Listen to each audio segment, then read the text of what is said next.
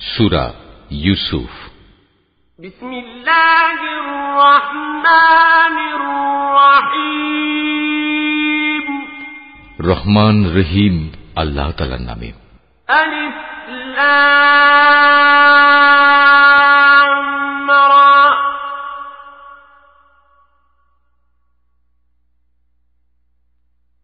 তিলকা আয়াতুল কিতাবিল মুবিন।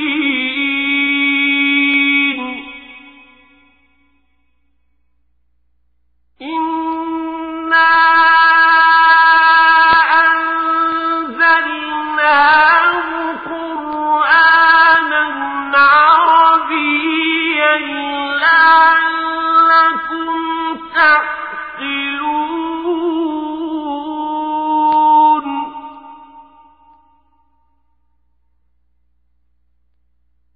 نحن نقص عليك أحسن القصص بما أوحينا إليك هذا القرآن وإن كنت من قبله لمن الغافلين.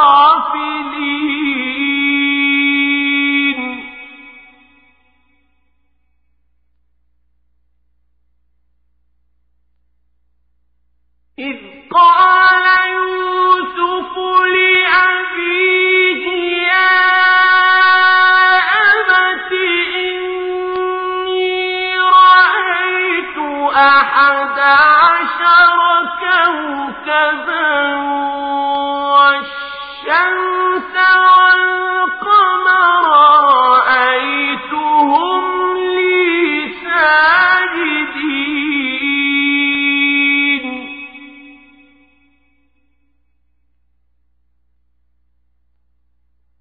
قال يا بني لا تقصص رؤياك على إخوتك فيكيدوا لك كيدا إن الشيطان للإنسان عدو مبين. আলিফ লাম রা, এগুলো হচ্ছে একটি সুস্পষ্ট গ্রন্থের আয়াত। নিঃসন্দেহে আমি একে আরবি কোরআন হিসেবে নাজিল করেছি যেন তোমরা তা অনুধাবন করতে পারো। হে নবী, আমি তোমাকে এ কোরআনের মাধ্যমে একটি সুন্দর কাহিনী শোনাতে যাচ্ছি যা আমি তোমার কাছে ওহী হিসেবে পাঠিয়েছি, অথচ তার আগ পর্যন্ত তুমি এ কাহিনী সম্পর্কে ছিলে সম্পূর্ণ বেখবর লোকদেরই একজন। এটা হচ্ছে সে সময়ের কথা যখন ইউসুফ তার পিতাকে বলল, হে আমার পিতা, আমি স্বপ্নে দেখেছি 11টা তারা, চাঁদ ও সূরজকে আমি এদের আমার প্রতি সাজদাবনত অবস্থায় দেখেছি। একথা শুনে তার পিতা বলল, হে আমার স্নেহের পুত্র, তুমি তোমার এই স্বপ্নের কথা কিন্তু তোমার ভাইদের কাছে বলে দিও না, তারা তোমার বিরুদ্ধে ষড়যন্ত্র আঁটতে শুরু করবে, কেননা শয়তান মানুষের খোলাখুলি দুশমন। وكذلك يجتبيك ربك ويعلمك من تأويل الأحاديث ويتم نعمته عليك وعلى آل يعقوب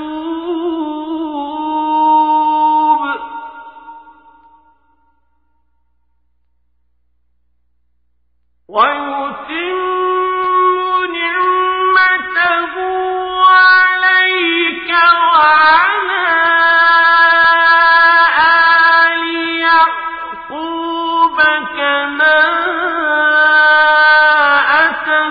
أتمها على أبويك من قبل إبراهيم وإسحاق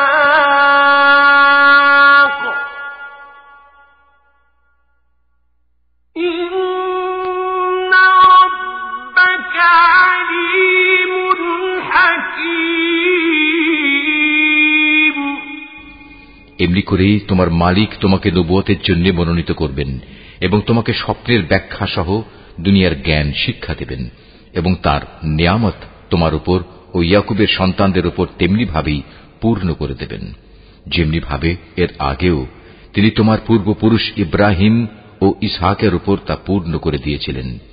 নিশ্চয়ই তোমার মালিক সর্বজ্ঞ ও প্রবল প্রজ্ঞাময়। لقد كان في يوسف وإخوته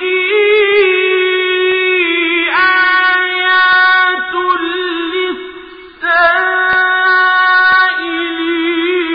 للسائلين। ইউসুফ ও তার ভাইদের কাহিনীর মাঝে যারা সত্যানুসন্ধিৎসু তাদের জন্য প্রচুর নিদর্শন রয়েছে।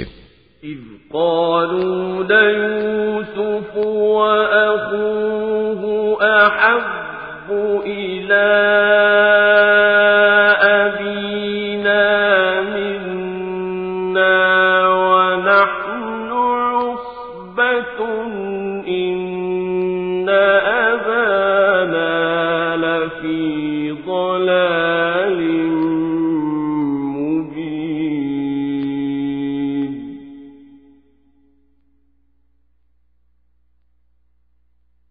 اقتلوا يوسف أو اطرحوه أرضا يخل لكم وجه أبيكم وتكونوا من بعده قوما صالحين قال قائل منهم لا تقتلوا يوسف وألقوه في غيابة الجب يلتقطه بعض السيارة إن كنتم فاعلين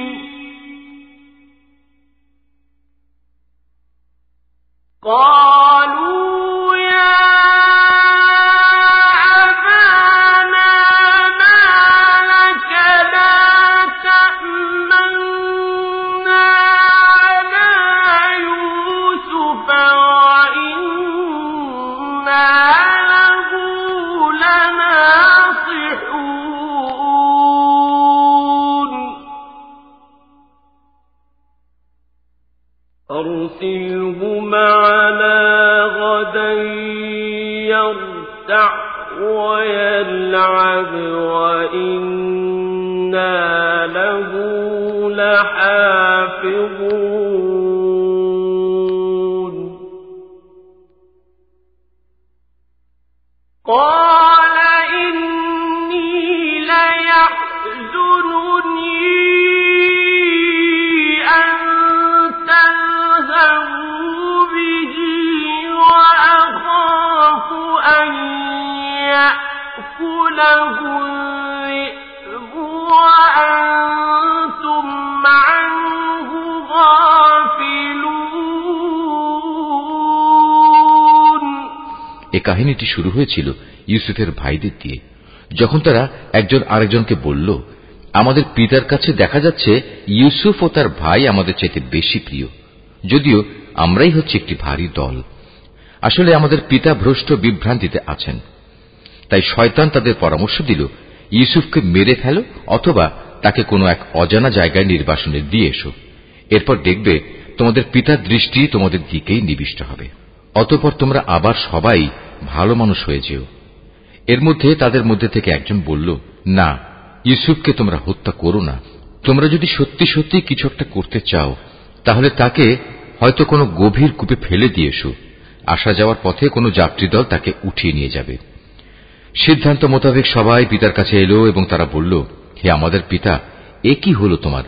তুমি কি ইউসুফের ব্যাপারে আমাদের উপর ভরসা করতে পারছো না? অথচ আমরা সবাই হচ্ছি তার শুভাকাঙ্ক্ষী। আগামীকাল তাকে তুমি আমাদের সাথে জঙ্গলে যেতে দাও। সে আমাদের সাথে ফলমূল খাবে ও খেলাধুলা করবে। আমরা নিশ্চয়ই তার রক্ষণাবেক্ষণ করব। সে বলল, এটা অবশ্যই আমাকে কষ্ট দেবে যে তোমরা তাকে নিয়ে যাবে। তদুপরি আমি ভয় করছি এমন তো হবে না যে বাঘ তাকে এসে খেয়ে ফেলবে, অথচ তোমরা তার ব্যাপারে অমনোযোগী হয়ে পড়বে।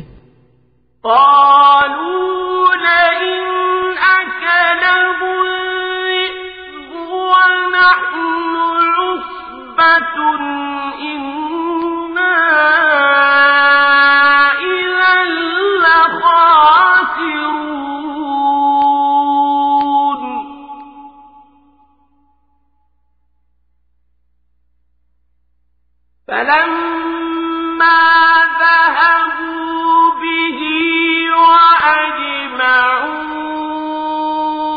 أن يجعلوه في غيابة الجب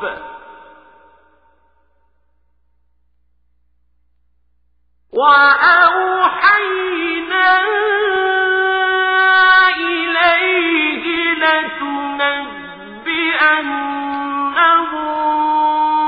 بأمرهم هذا وهم لا يشعرون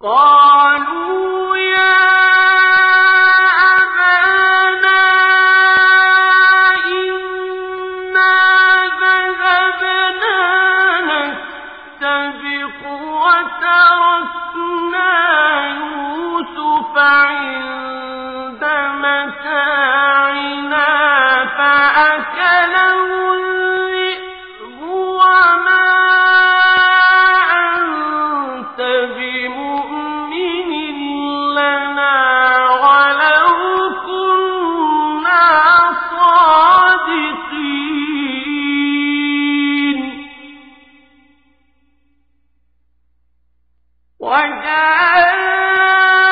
وجاءوا على قميصه بدم كذب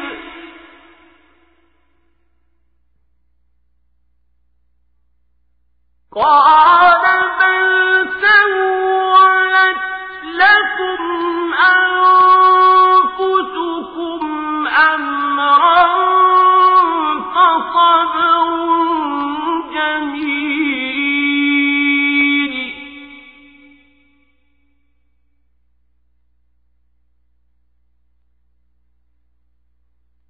والله المستعان على ما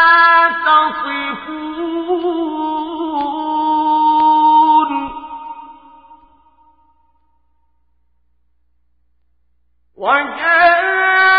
وجاءت سيارة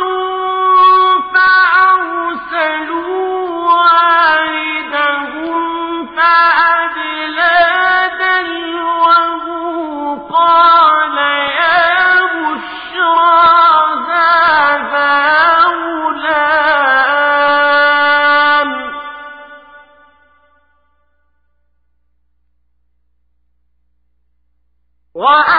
وأسروه بضاعة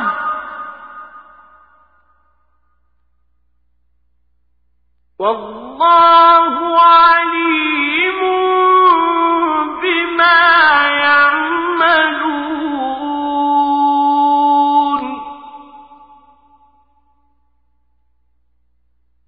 وشروه بثمن بخس دراهم معدودة وكانوا فيه من الزاهدين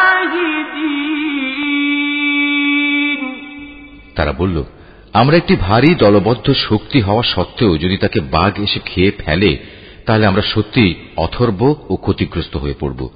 অতঃপর অনেক বলে কয়ে যখন তারা তাকে নিয়ে গেল এবং তারা তাকে এক অন্ধ কূপে নিক্ষেপ করার ব্যাপারে সবাই সিদ্ধান্ত নিল এবং তারা তাকে কূপে নিক্ষেপ করেও ফেলল, তখন আমি তাকে ওহী পাঠিয়ে জানিয়ে দিলাম, একদিন এমন আসবে যেদিন তুমি এসব কথা এদের সবাইকে বলে দেবে। এরা তো জানেই না এ ঘটনা কার জন্য কি পরিণাম বয়ে আনবে। ইউসুফকে কুয়ায় ফেলে দিয়ে রাতের কিছু অংশ অতিবাহিত হবার পর তারা কাঁদতে কাঁদতে তাদের পিতার কাছে এল। অনুযোগের স্বরে তারা বলল, হে আমাদের পিতা, আমরা জঙ্গলে দৌড়ের প্রতিযোগিতা দিয়ে দেখতে চেয়েছিলাম আমাদের মধ্যে কে আগে যেতে পারে। আমরা ইউসুফকে আমাদের মাল সামানা পাহারা দেওয়ার জন্য এগুলোর পাশে রেখে গিয়েছিলাম। ইতিমধ্যে একটা নেকড়ে বাঘ এসে তাকে খেয়ে ফেলে। কিন্তু তুমি তো আমাদের কথা কিছুতেই বিশ্বাস করবে না, যত সত্যবাদী আমরা হই না কেন। তারা তার জামায় মিথ্যা রক্ত মেখে নিয়ে এসেছিল। তাদের কথা শুনে সে বলল, হ্যাঁ, তোমরা বরং এটা বলো, একটা কথা তোমরা মনে মনে ঠিক করে এনেছ এবং ধরে নিয়েছ, তা আমি বিশ্বাস করব। সুতরাং এই অবস্থায় পূর্ণ ধৈর্য ধারণ করাই আমার জন্য ভালো। তোমরা যে মন গড়া কথা বলছো সে ব্যাপারে আল্লাহ তাআলাই হচ্ছেন আমার একমাত্র সাহায্যস্থল। অতঃপর ঘটনা এমন হল, একটি বাণিজ্যিক কাফেলা সেখানে এলো। তার একজন পানি সংগ্রাহককে কুয়ার কাছে পাঠালো। সে যখন তার বালতি কুয়ায় নিক্ষেপ করল, অতঃপর সে যখন বালতি টান দিল, তখন দেখল একটি জীবন্ত বালক তাতে বসা। সে তখন চিৎকার দিয়ে বলল, ওহে, তোমরা শোনো, সুখবর, এ তো দেখছি এক কিশোর বালক। কাফেলার লোকেরা বাণিজ্যিক পণ্য মনে করে একে লুকিয়ে নিল। আসলে আল্লাহ তাআলা ভালো করেই জানতেন যা কিছু এরা তখন করছিল। তারা তাকে স্বল্প মূল্যে নির্দিষ্ট কয়েক দিরহামের বিনিময়ে বিক্রি করে দিল। বিনা পুঁজির পণ্য বিধায় এ ব্যাপারে তারা বেশি আশাও করেনি।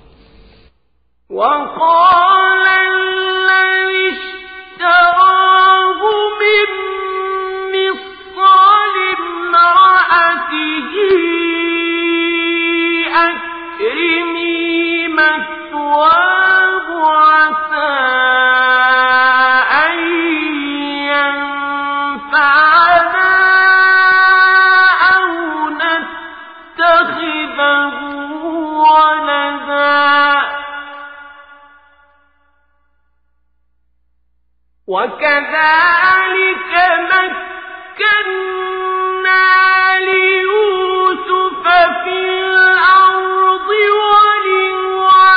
ولنعلمه من تأويل الأحاديث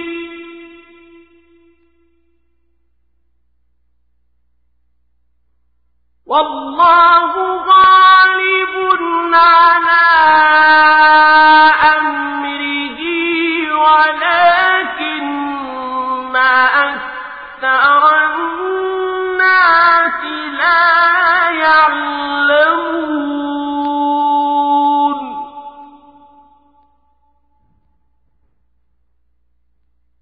ولما بلغ أشده آتيناه حكما وعلما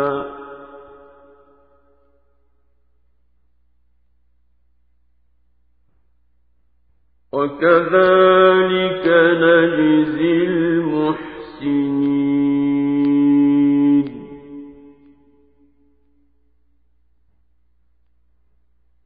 وراودته التي هو في بيتها عن نفسه وغلقت الأبواب وقالت هيت لك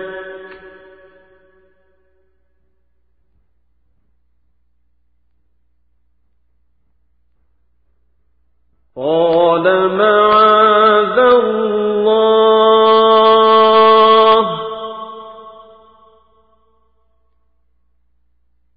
إنه ربي أحسن مثواي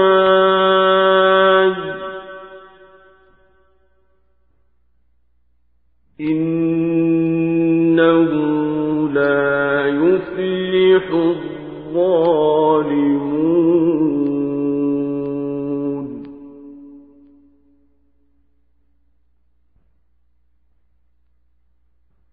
ولقد همت به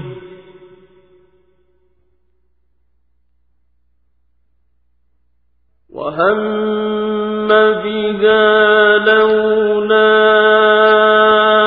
أن رأى برهان ربه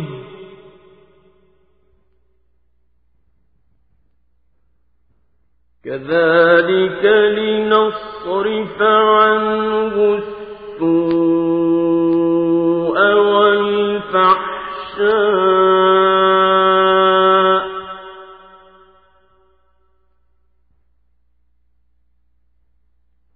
إنه من عبادنا المخلصين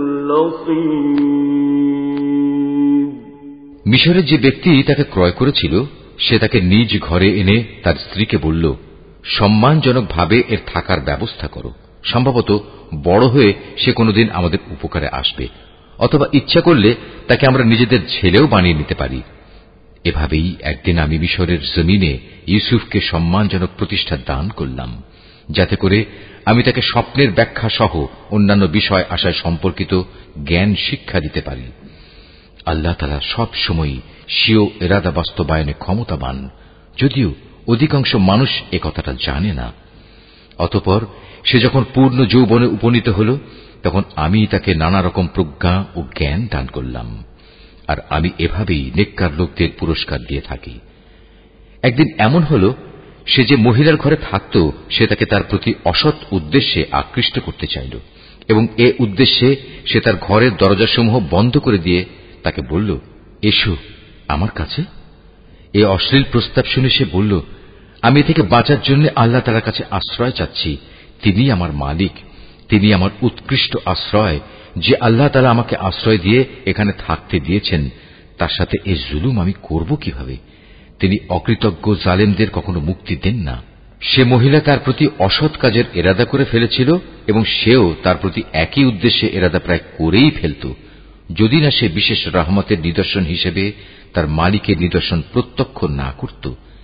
এভাবেই আমি ইউসুফকে নৈতিকতার উচ্চমানে প্রতিষ্ঠিত রাখলাম, যেন আমি তার থেকে অন্যায় ও অশ্লীলতাপূর্ণ কাজ দূরে সরিয়ে রাখতে পারি। অবশ্যই সে ছিল আমার নিষ্ঠাবান বান্দাদের একজন। واستبق الباب وقدت قميصه من دبر وألف يا سيدها لدى الباب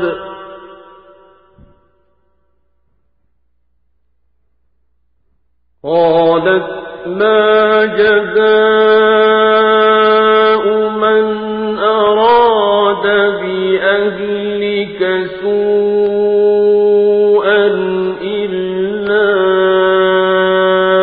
أن يسجن أو عذاب أليم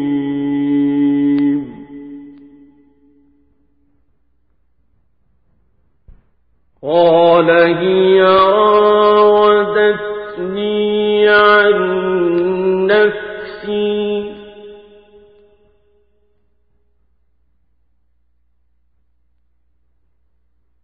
وشهد شاهد من أهلها إن كان قميصه قد من قبل فصدقت وهو من الكاذبين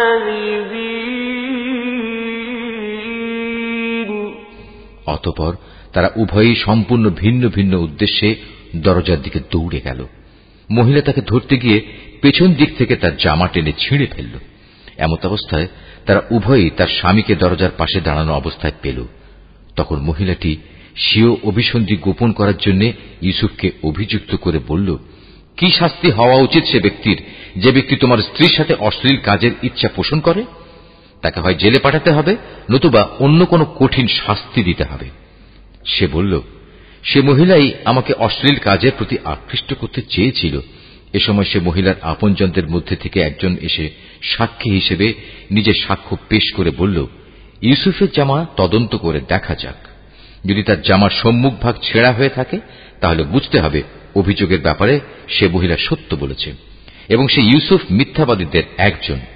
وَإِن كَانَ قَمِيصُهُ قُدَّ مِن دُبُرٍ فَكَذَبَتْ وَهُوَ مِنَ الصَّادِقِينَ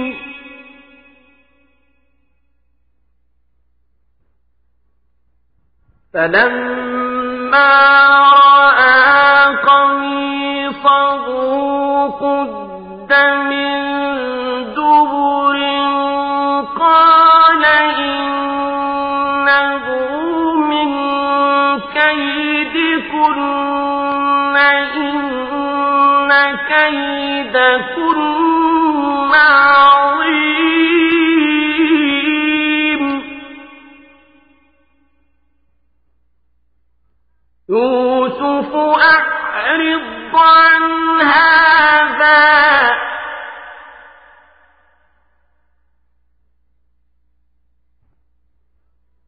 وَاسْتَغْفِرِي لِذَنبِكِ إِنَّكِ كُنتِ مِنَ الْخَاطِئِينَ আর যদি তার জামা পেছন দিক থেকে ছেঁড়া হয়ে থাকে তাহলে বুঝতে হবে সে নারী মিথ্যা কথা বলছে এবং সেই সত্যবাদীদের একজন। অতঃপর এ মূল নীতির ভিত্তিতে সে গৃহস্বামী যখন দেখল তার জামা পেছন দিক দিয়ে ছেঁড়া, তখন সে আসল ঘটনা বুঝতে পেরে নিজের স্ত্রীকে বলল, কোনো সন্দেহ নেই, এটা তোমাদের নারীদের ছলনা, আর সত্যি তোমাদের মতো নারীদের ছলনা বড় জঘন্য। হে ইউসুফ, তুমি এ নিয়ে বাড়াবাড়ি করা ছেড়ে দাও এবং হে নারী, তুমি তোমার অপরাধের জন্য আল্লাহর কাছে ক্ষমা প্রার্থনা করো, কেননা তুমি এখানে আসল অপরাধী। وقال نسوة في المدينة امرأة العزيز تراود فتاها عن نفسه قد شغفها حبا إنا لنراها في ضلال مبين। বিষয়টা জানাজানি হয়ে গেলে শহরের নারীরা নিজেদের মধ্যে বলতে লাগল, আজিজের স্ত্রী তার যুবক গোলামের প্রতি আসক্ত হয়ে পড়েছে, তাকে তার গোলামের প্রেম উন্মত্ত করে দিয়েছে। আমরা তো দেখতে পাচ্ছি সে সুস্পষ্ট গুমরাহিতে নিমজ্জিত হয়েছে। سمعت بمكرهن أرسلت إليهن وأعتدت لهن متكئا وآتت كل واحدة منهن سكينا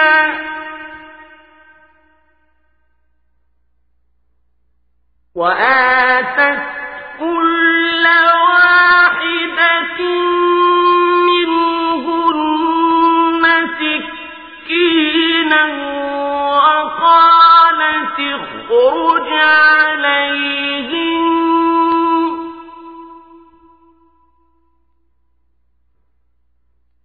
فلما رأينه أكبرنه وقطعن أيديهن وقلن حاش لله ما هذا بشرا إن هذا إلا ملك كريم। সে মহিলা যখন ওদের কানাকানি ও ষড়যন্ত্রের কথা শুনল, তখন সে ওদের সবাইকে নিজের ঘরে ডেকে পাঠালো এবং তাদের জন্য একটি মাহফিলের আয়োজন করল। রীতি অনুযায়ী প্রত্যেককে খাবার গ্রহণের জন্য এক একটি ছুরি দিল অতঃপর যখন তারা খাবার গ্রহণ করার জন্য ছুরির ব্যবহার শুরু করল, তখন সে ইউসুফকে বলল, এবার তুমি এদের সামনে বেরিয়ে এসো। যখন মহিলারা তাকে দেখল, তখন তারা তার গরিমায় রূপ যৌবনে অভিভূত হয়ে গেল এবং নিজেদের অজান্তেই ছুরি দিয়ে খাবার গ্রহণের পরিবর্তে নিজেদের হাত কেটে ফেলল। তারা বলল, কি অদ্ভুত সৃষ্টি! এ তো কোনো মানুষ নয়, এ তো হচ্ছে এক সম্মানিত ফেরেশতা।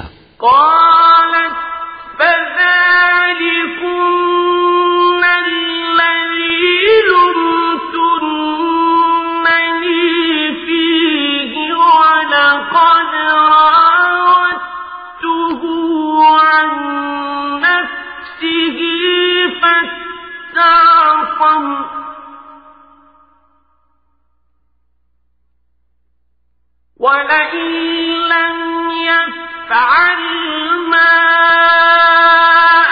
أمره ليسجنن وليكون من الصاغرين.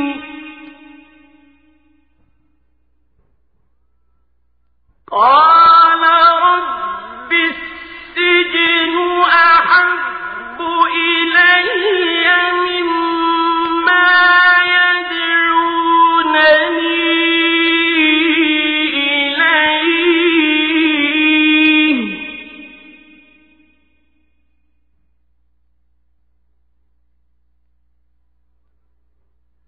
وإلا تصرف عني كيدهن أصب إليهن وأكن من الجاهلين. এবার বিজয়িনীর ভঙ্গিতে সে মহিলা বলল, তোমরা দেখলে তো, এ হচ্ছে সে ব্যক্তি যার ব্যাপারে তোমরা আমাকে ভর্ৎসনা তিরস্কার করছিলে। এটা ঠিক, আমি তার কাছ থেকে অসৎ কিছু কামনা করেছিলাম, কিন্তু সে নিজেকে বাঁচিয়ে রেখেছে। কিন্তু আমি তাকে যা করতে আদেশ করি, সে যদি তা না করে তাহলে অবশ্যই সে কারাগারে নিক্ষিপ্ত হবে এবং অপমানিত হবে। মহিলার দমভক্তি শুনে সে দোয়া করল, হে আমার মালিক, এর আমাকে যে পাপের দিকে আহ্বান করছে তার চাইতে কারাগার আমার কাছে অধিক প্রিয়। যদি তুমি আমাকে এদের ছলনা থেকে রক্ষা না করো, তাহলে হয়তো আমি ওদের প্রতি আকৃষ্ট হয়ে যাব এবং এভাবে আমিও জাহেলদের অন্তর্ভুক্ত হয়ে পড়ব। فاستجاب له ربه فصرف عنه كيدهم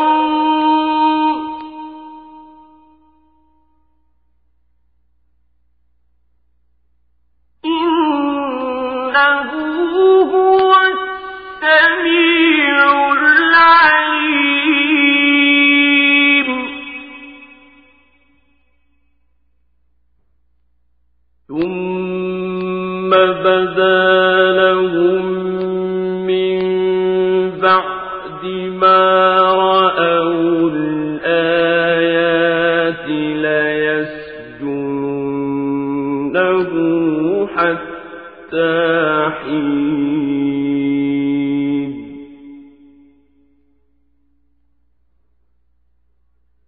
ودخل معه السجن فتيان قال أحدهما إني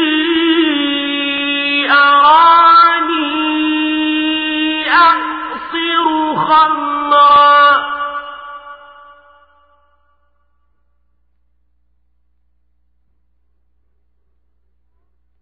وقال الآخر إني أراني أحمل فوق رأسي خبزا تأكل الطير منه نبئنا بتأويله إنا نراك من المحسنين. অতঃপর তার মালিক তার ডাকে সাড়া দিলেন। তার কাছ থেকে তিনি মহিলাদের চক্রান্ত সরিয়ে নিলেন নিশ্চয়ই তিনি মানুষের সব ডাক শোনেন এবং তাদের ষড়যন্ত্র সম্পর্কেও তিনি সম্মুখ অবগত। আজিজ সহ অন্যান্য লোকদের কাছে এরপর এটাই তখনকার মতো সঠিক সিদ্ধান্ত মনে হল যে তাকে কিছু নির্দিষ্ট সময়ের জন্য হলেও কারাগারে নিক্ষেপ করতে হবে। অথচ তারা ইতিমধ্যে তার সৎ চরিত্রতার যাবতীয় নিদর্শন ভালো করেই দেখে নিয়েছে। ঘটনাক্রমে সে সময় তার সাথে আরো দুজন যুবকও একই কারাগারে প্রবেশ করল। একদিন ওদের একজন ইউসুফকে বলল, আমি স্বপ্নে দেখলাম আমি আঙুর নিংড়ে তার রস বের করছি।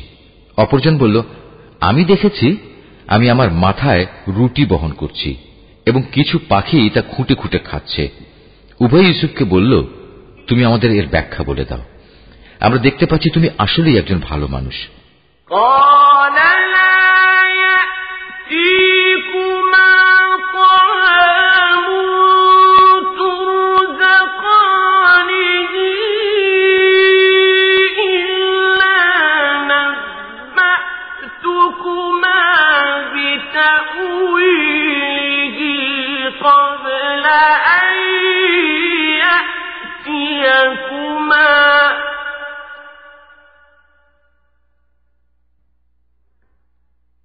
ذلكما مما علمني ربي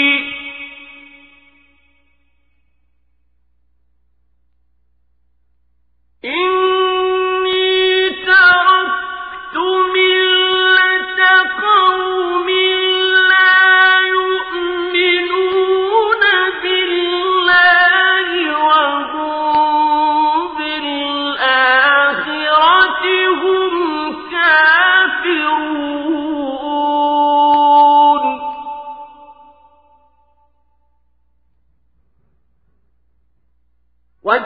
واتبعت ملة آبائي إبراهيم وإسحاق ويعقوب ما كان لنا أن نشرك بالله من شيء ذلك من فضل الله علينا وعلى الناس ولكن أكثر الناس لا يشكرون। সে বলল, তোমরা নিশ্চিত থাকো, এবেলা তোমাদের যে খাবার দেয়া হবে তা তোমাদের কাছে আসার পূর্বেই আমি তোমাদের উভয়কে এর ব্যাখ্যা বলে দেব। তবে জেনে রেখো, এই যে স্বপ্নের ব্যাখ্যা তা হচ্ছে সে জ্ঞানেরই অংশবিশেষ যা আমার মালিক আমাকে শিক্ষা দিয়েছেন। আমি আসলে প্রথম থেকেই তাদের মিল্লাত বর্জন করেছি যারা আল্লাহর উপর ঈমান আনে না, উপরন্তু তারা আখিরাতেও বিশ্বাস করে না। আমি তো আমার পিতৃপুরুষ ইব্রাহিম, ইসহাক ও ইয়াকুবের মিল্লাতেরই অনুসরণ করে আসছি। ইব্রাহিমের সন্তান ও তার অনুসারী হিসেবে এটা আমাদের শোভা পায় না যে আমরা আল্লাহর সাথে অন্য কিছুকে শরীক করব। তাওহীদের এ উত্তরাধিকার হচ্ছে আমাদের উপর এবং সমস্ত মানুষের উপর আল্লাহ তাআলার এক মহা অনুগ্রহ, কিন্তু আমাদের অধিকাংশ মানুষই এজন্য আল্লাহ তাআলার কৃতজ্ঞতা আদায় করে না।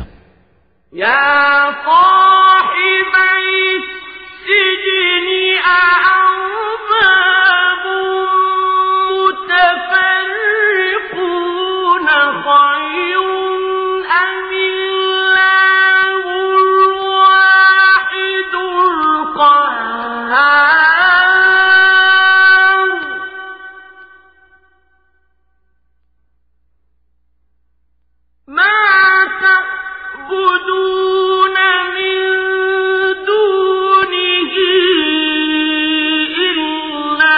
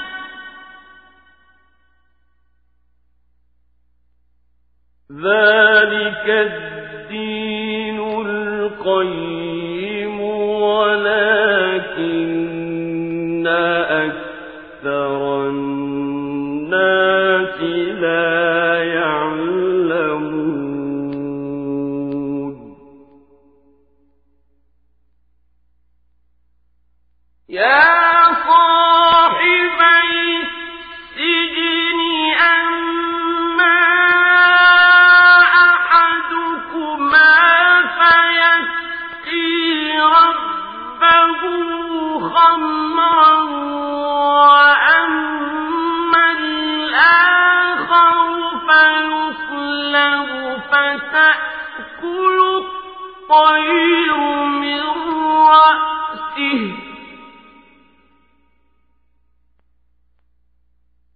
قضي الأمر الذي فيه تستفتيان হে আমার জেলের সাথীরা, তোমরাই বলো, মানুষের জন্য ভিন্ন ভিন্ন মালিক ভালো না এক আল্লাহ তাআলা ভালো, যিনি মহাপরাক্রমশালী? তাকে ছেড়ে তোমরা যাদের ইবাদত করছো তা তো কতিপয় নাম মাত্র, অজ্ঞতাবশত যা তোমরা ও তোমাদের বাপ দাদারা রেখে দিয়েছ, অথচ আল্লাহ তাআলা এ ব্যাপারে তাদের সাথে কোনো দলিল প্রমাণ নাজিল করেননি। মূলত আইন বিধান জারি করার অধিকার একমাত্র আল্লাহ তাআলারই, আর এই বিধানের বলেই তিনি আদেশ দিচ্ছেন তোমরা আল্লাহ তাআলা ছাড়া অন্য কারো গোলামি করবে না, কারণ এটাই হচ্ছে সঠিক জীবন বিধান। কিন্তু মানুষদের অধিকাংশই এটা জানে না। হে আমার জেলের সাথীরা, এবার তোমরা স্বপ্নের ব্যাখ্যা শোনো। তোমাদের একজন সম্পর্কে কথা হচ্ছে, সে তার মালিককে শরাব পান করাবে, আর অপরজন যার মাথা থেকে পাখি খুঁটে খুঁটে রুটি খাচ্ছিল তার সম্পর্কে কথা এই যে অচিরেই সে শূলবিদ্ধ হবে। এটা হচ্ছে সেই বিষয়টির ব্যাখ্যা যা তোমরা উভয় জানতে চাচ্ছ। ইতিমধ্যেই কিন্তু তার ফয়সালা করা হয়ে গেছে।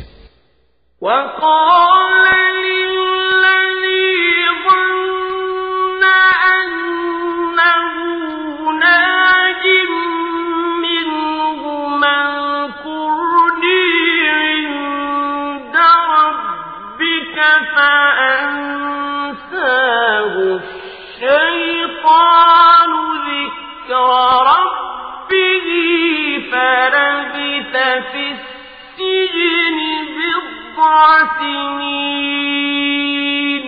তাদের মধ্যে যার ব্যাপারে সে মনে করেছে সে মুক্তি পেয়ে যাবে, তাকে উদ্দেশ্য করে সে বলল, তুমি যখন মুক্তি পাবে তখন তোমার মালিকের কাছে আমার সম্পর্কে বলো, আমি স্বপ্নের ব্যাখ্যা বলতে পারি। কিন্তু সে মুক্তি পাওয়ার পর শয়তান তাকে তার মালিকের কাছে ইউসুফের প্রসঙ্গে বলার কথা ভুলিয়ে দিল। ফলে কয়েক বছর সময় ধরে সে কারাগারেই পড়ে থাকল।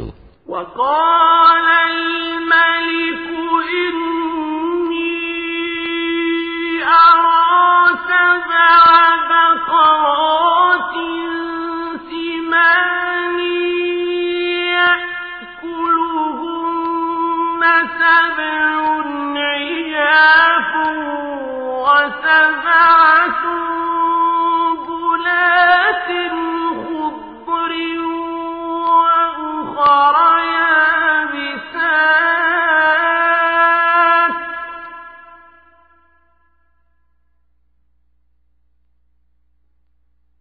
يا أيها الملأ أفتوني في رؤياي إن كنتم للرؤيا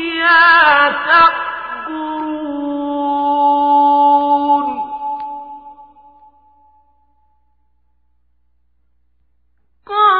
قالوا أضغاث أحلام وما نحن بتأويل الأحلام بعالمين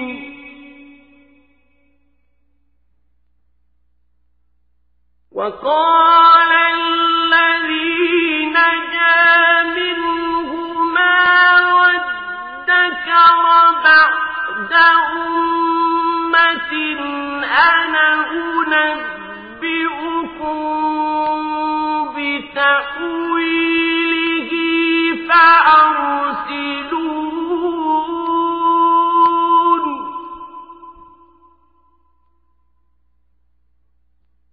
يوسف أيها الصديق أفتنا في 7 بقرات يأكلهن سبع عجاف وسبع سنبلات خضر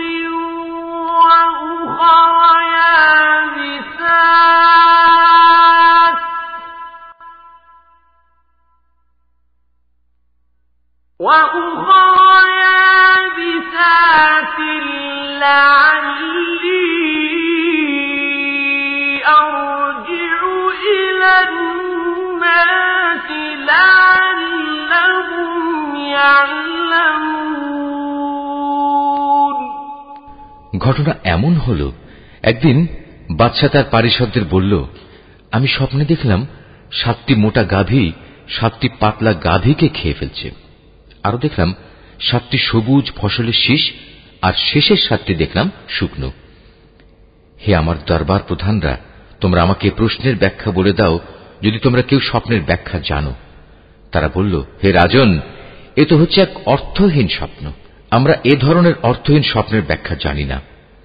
যে দুজনের একজন কারাগার থেকে মুক্তি পেয়েছিল, দীর্ঘদিন পর তার ইউসুফের কথা স্মরণ হল। সে দরবারি লোকদের কথাবার্তা শুনে বলল, আমি এক্ষুনি তোমাদের এই স্বপ্নের ব্যাখ্যা বলে দিচ্ছি। তোমরা আমাকে কারাগারে ইউসুফের কাছে পাঠিয়ে দাও। কারাগারে গিয়ে সে বলল, হে ইউসুফ, হে সত্যবাদী, তুমি আমাদের 7টি মোটা গাভী 7টি পাতলা গাভীকে খেয়ে ফেলছে এবং 7টি সবুজ শ্যামল ফসলের শীষ, অপর 7টি শুকনো শীষ। এ স্বপ্নটির ব্যাখ্যা বলে দাও, যাতে করে এ ব্যাখ্যা নিয়ে আমি মানুষদের কাছে ফিরে যেতে পারি। হয়তো এর ফলে তারা তোমার মর্যাদা সম্পর্কেও জানতে পারবে।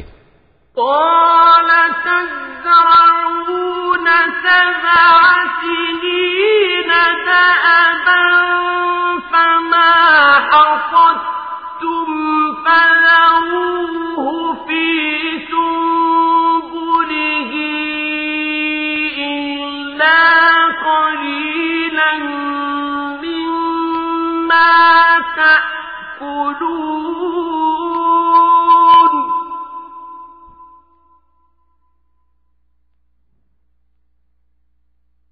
ثم يأتي من بعد ذلك 7 شداد يأكلن ما قدمتم لهن إلا قليلا مما تحصنون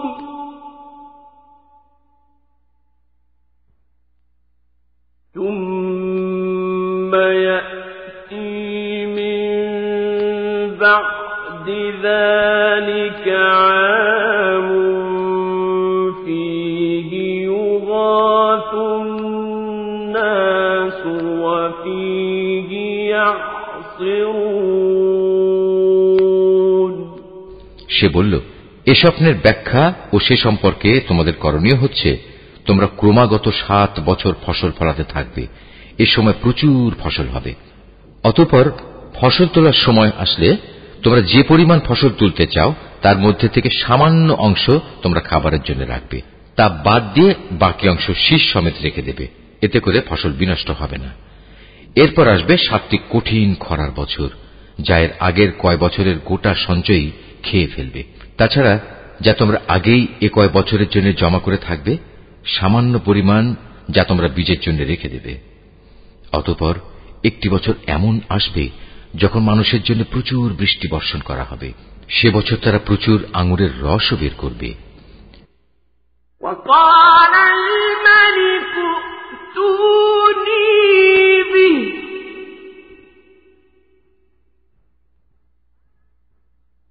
فلما جاءه الرسول قال ارجع إلى ربك فاسأله ما بال النسوة اللاتي قطعن أيديهن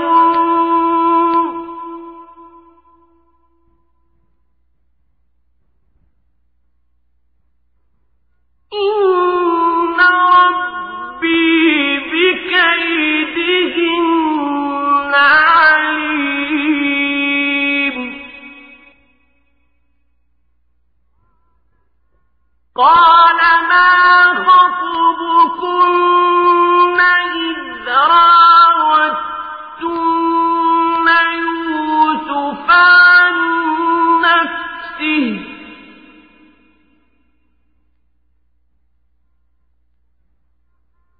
قلنا حاش لله ما علمنا عليه من سوء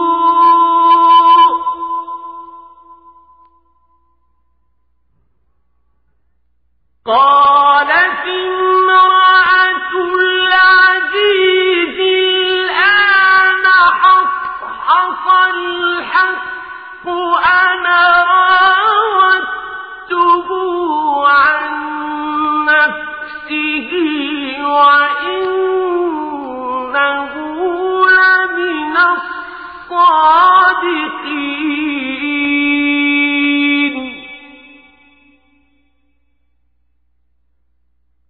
ذلك ليعلم أني لم أخنه بالغيب وأن الله لا يهدي كيد الخائنين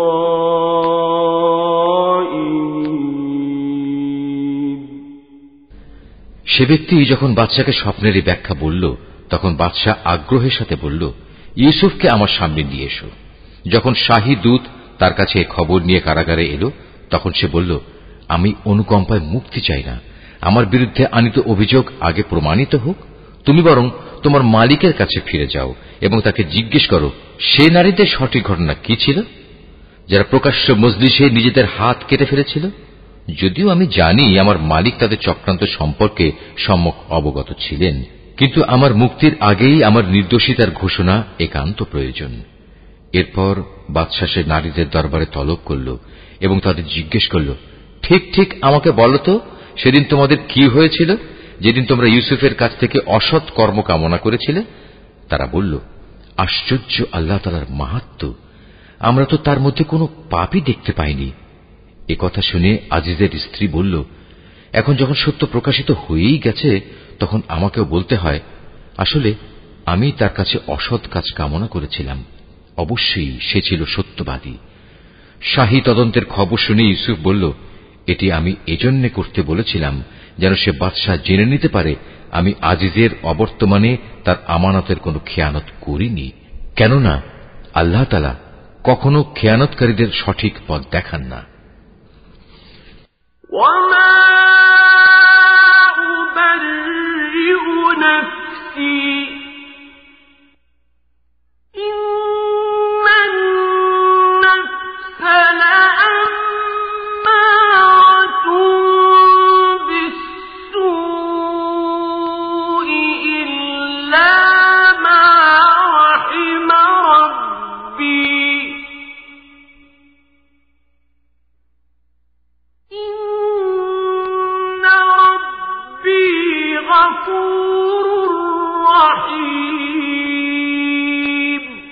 তবে আমি আমার ব্যক্তি সত্তাকেও নির্দোষ মনে করি না, কেননা মানুষের প্রবৃত্তি হামেশাই মন্দপ্রবণ, কিন্তু তার কথা আলাদা।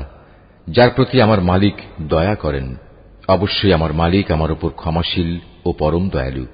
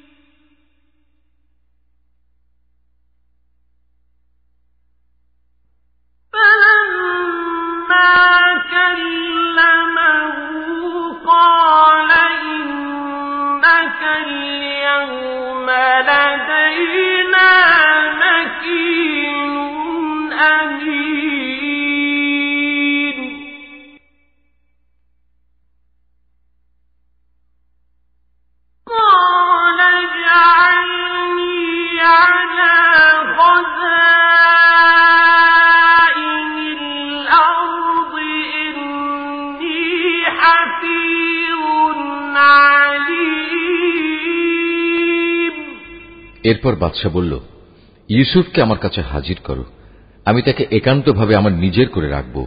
ইউসুফকে আনার পর যখন বাদশাহ তার সাথে কথা বলল, তখন সে বলল, আজ সত্যি সত্যি তুমি আমাদের সবার কাছে একজন সম্মানী ও বিশ্বস্ত ব্যক্তি বলে প্রমাণিত হলে।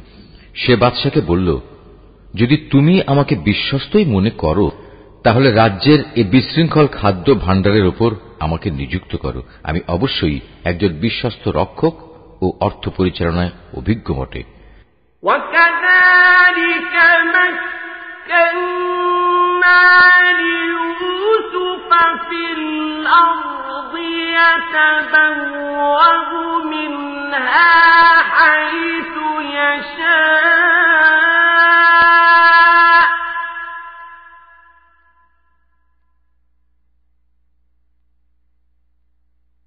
نُصِيبُ بِرَحْمَتِنَا مَن نَّشَاءُ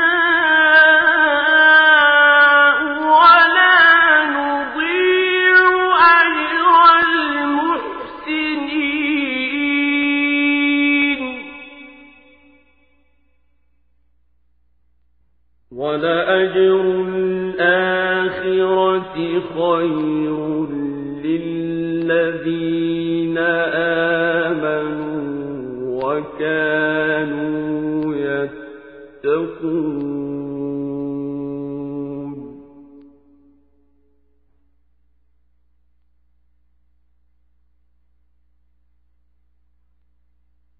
وَجَاءَ إِخْوَةُ يُوسُفَ فَدَخَلُوا عَلَيْهِ فَعَرَفَهُمْ وَهُمْ لَهُ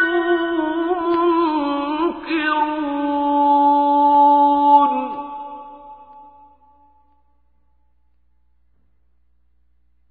وَلَمَّا جَهَّزَهُم بِجَهَازِهِمْ قَالَ ائْتُونِي بِأَخٍ لَّكُم مِّنْ أَبِيكُمْ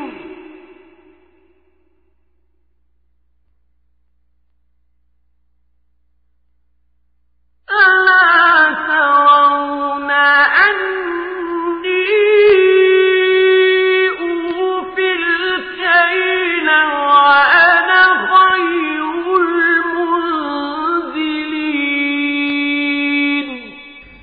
তাকে দেশের ভাণ্ডারের দায়িত্বশীল নিযুক্ত করার পর আল্লাহ তাআলা বললেন, এবং এভাবেই আমি ইউসুফকে মিশরের ভূখণ্ডে ক্ষমতা দান করলাম।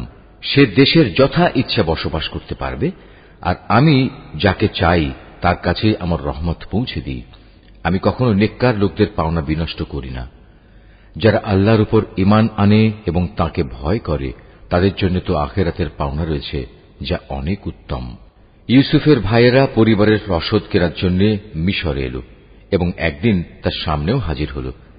সে তাদের দেখে চিনতে পারল, কিন্তু তারা তাকে চিনতে পারল না। যখন সে তাদের রসদের যাবতীয় ব্যবস্থা সম্পন্ন করে দিল, তখন সে তাদের বলল, এরপর যদি আবার আসো, তাহলে তোমরা তোমাদের পিতার কাছ থেকে তোমাদের বৈমাত্র ভাইটিকে নিয়ে আমার কাছে আসবে। তোমরা কি দেখতে পাও না, আমি মাথা হিসাব করে পূর্ণ মাত্রা মেপে মেপে রসদ দিই। তাছাড়া আমি তো একজন উত্তম অতিথি পরায়ণ ব্যক্তিও বটে। فَإِن لَّمْ تَأْتُونِي بِهِ فَلَا كَيْلَ لَكُمْ عِندِي وَلَا تَقْرَبُونِ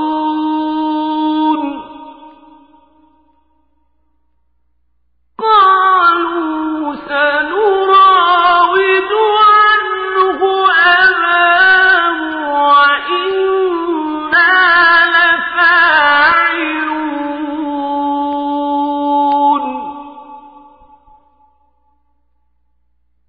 وقال لفتيانه اجعلوا بضاعتهم في رحالهم لعلهم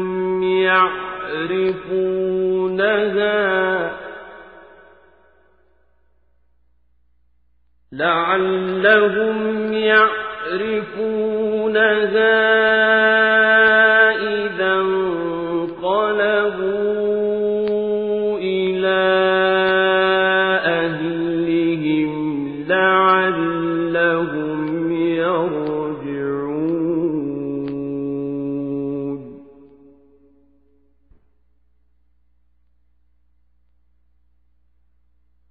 فلما رجعوا إلى أبيهم قالوا يا أبانا منع منا الكيل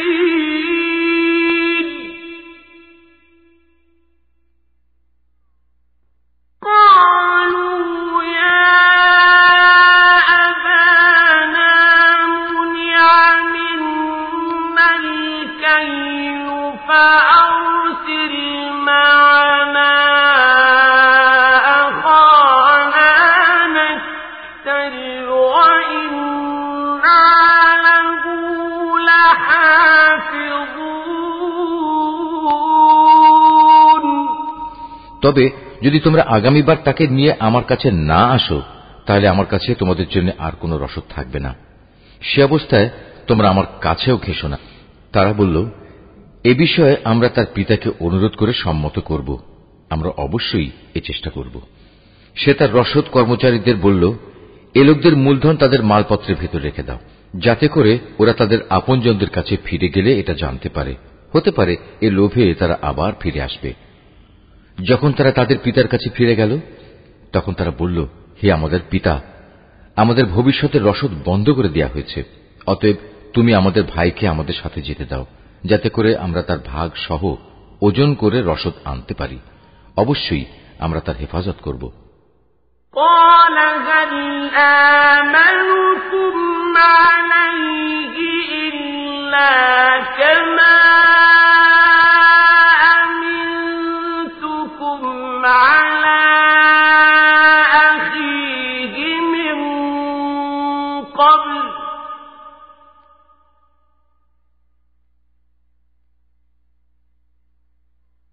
فالله خير حافظا وهو أرحم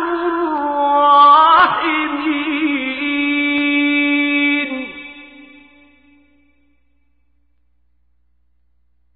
ولما فتحوا متاعهم وجدوا بضاعتهم ردت إليهم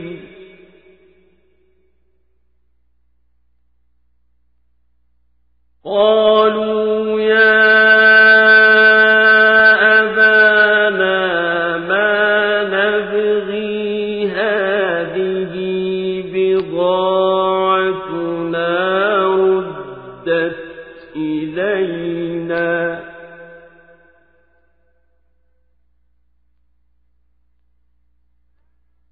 هذه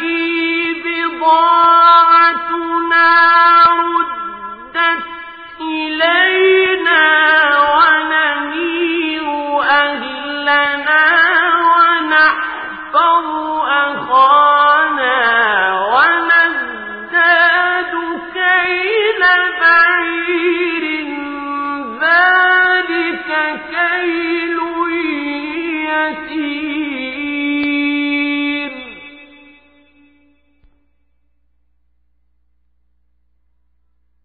قال لن أرسله معكم حتى تؤتون موثقا من الله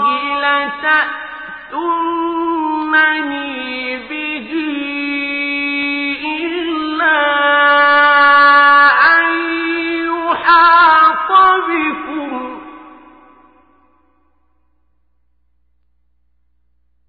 فلما آتوه موثقهم قال الله على ما نقول وكيل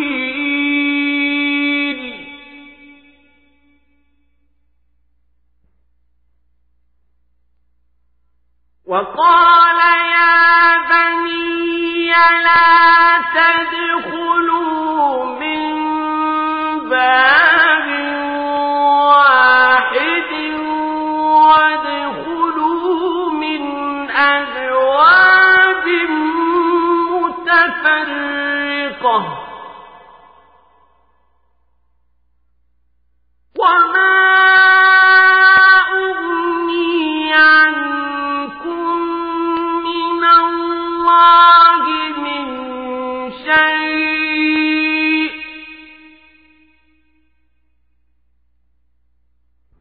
إن الحكم إلا لله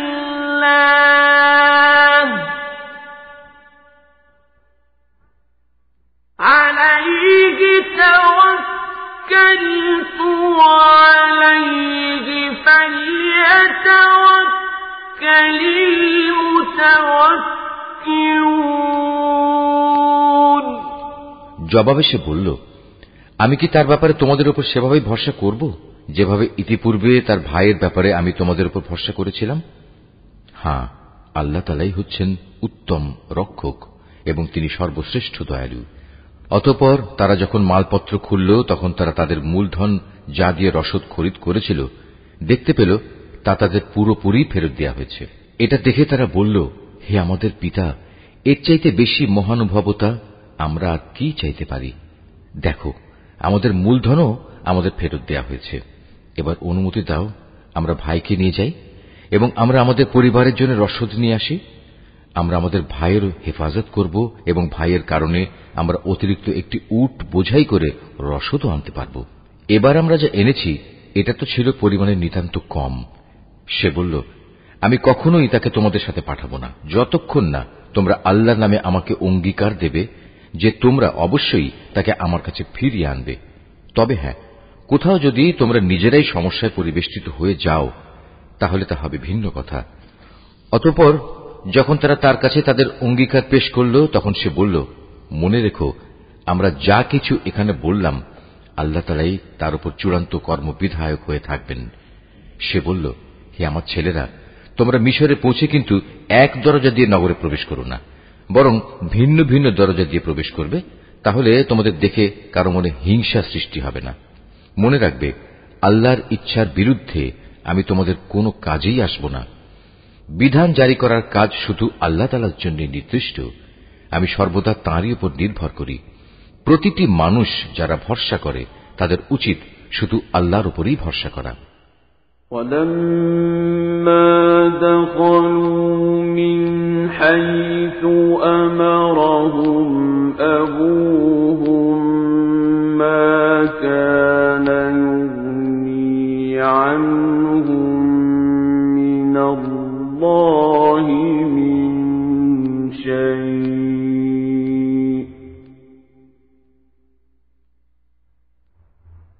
إِلَّا حَاجَةً فِي نَفْسِ يَعْقُوبَ قَضَاهَا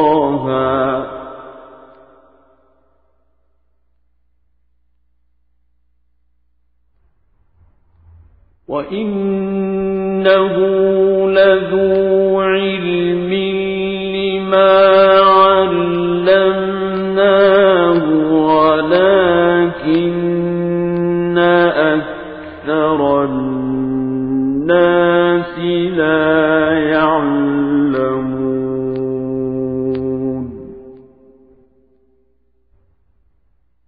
وَلَمَّا دَخَلُوا عَلَى يُوسُفَ آوَى إِلَيْهِ أَخَاهُ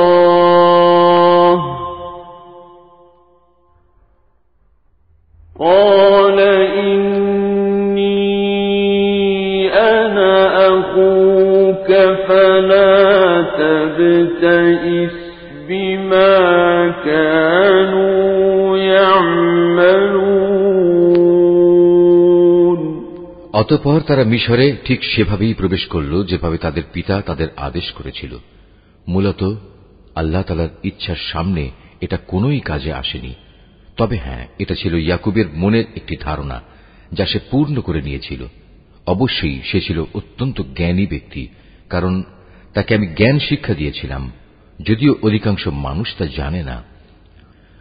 যখন তারা ইউসুফের কাছে হাজির হল তখন সে তার নিজ ভাইকে তার পাশে বসার জায়গা দিল এবং একান্তে তাকে বলল, দেখো, আমি কিন্তু তোমার ভাই ইউসুফ। এরা এযাবৎ তোমার আমার সাথে যা কিছু করে আসছে তার জন্য তুমি মনে কোনো কষ্ট নিও না। فَلَمَّا جَهَّزَهُم بِجَهَازِهِمْ جَعَلَ السِّقَايَةَ فِي رَحْلِ أَخِيهِ ثُمَّ أَذَّنَ مُؤَذِّنٌ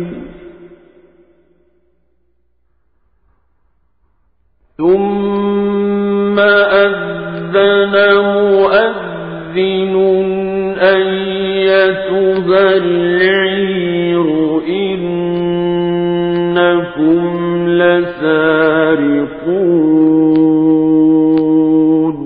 অতঃপর সে যখন তাদের রসদপত্রের ব্যবস্থা চূড়ান্ত করে দিল, তখন সবার অজান্তে তার ভাইয়ের মালপত্রের মধ্যে সে একটা রাজকীয় পানপাত্র রেখে দিল। এরপর যখন তারা মালপত্র নিয়ে রওনা দিল, তখন পেছন থেকে একজন আহ্বানকারী ডাক দিয়ে বলল, হে কাফেলা যাত্রী দল, শাহী পানপাত্র চুরি হয়ে গেছে, তোমরাই হচ্ছ চোর।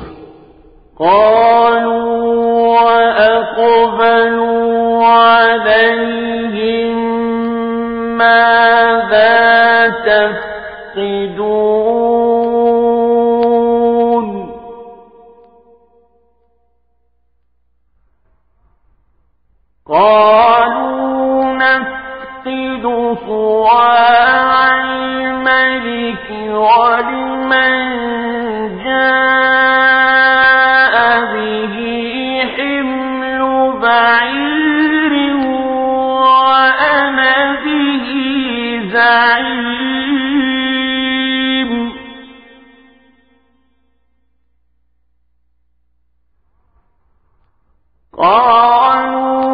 تالله لقد علمتم ما جئنا لنفسد في الأرض وما كنا سارقين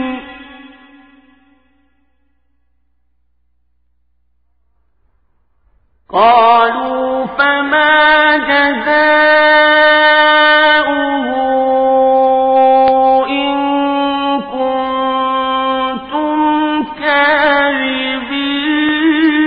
كاذبين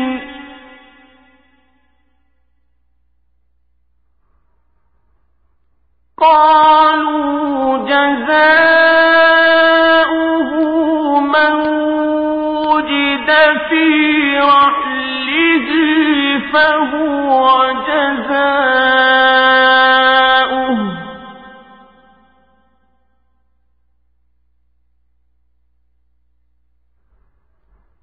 كذلك نجزي الظالمين। ওরা তাদের দিকে একটু এগিয়ে এলো এবং জিজ্ঞেস করল, কি জিনিস যা তোমরা হারিয়েছ? তারা বলল, আমরা রাজার পানপাত্র হারিয়েছি। যে ব্যক্তি তা খুঁজে আনবে তার জন্য উট বোঝাই রসদ দেওয়ার ব্যবস্থা থাকবে এবং আমি তার জামিন থাকব। একথা শুনে তারা বলল, আল্লাহর শপথ, তোমরা ভালো করেই একথা জানো আমরা তোমাদের দেশে কোন রকম বিপর্যয় সৃষ্টি করতে আসিনি, উপরন্তু আমরা চোরও নই। লোকেরা বলল, যদি তল্লাশি নেয়ার পর তোমরা মিথ্যাবাদী প্রমাণিত হও তাহলে যে চুরি করেছে তার শাস্তি কি হবে? তারা বলল, যার মাল সামানের ভেতর সে পানপাত্রটি পাওয়া যাবে সে নিজেই হবে নিজের শাস্তি। আমরা তো আমাদের শরীয়তে জালেমদের এভাবেই শাস্তি দিয়ে থাকি। فبدأ بأوعيتهم قبل وعاء أخيه ثم استخرجها من وعاء أخيه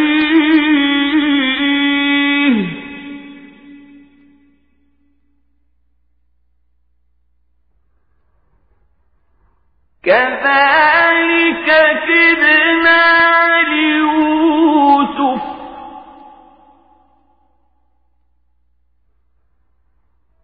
ما كان ليأخذ أخاه في دين الملك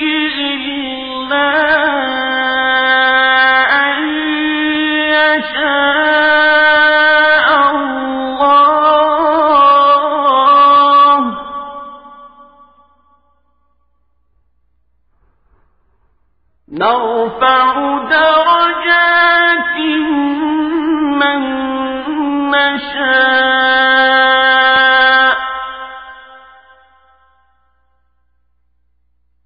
وفوق كل ذي علم عليم